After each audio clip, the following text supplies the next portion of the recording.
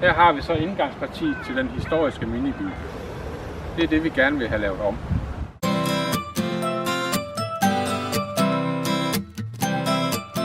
Det her det er så det eksisterende salgs- og indgangsparti, som vi har her i den historiske miniby. Det skal vi have gjort meget større. Det der skal ske, det er, at de her eksisterende vægge, det er både den her og den her og den her, de skal fjernes, og så skal vi have rykket væggen helt ud til forkanten af bygningen, som man kan se herude.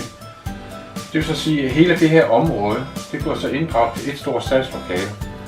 Og til det der skal vi jo bruge nogle materialer, og det skal være noget tømmer, det skal være beklædning og isolering og noget gulv. Vi kan lige prøve at gå udenfor og se, så man kan se, hvad det er for en del af os, der taget med ind i det.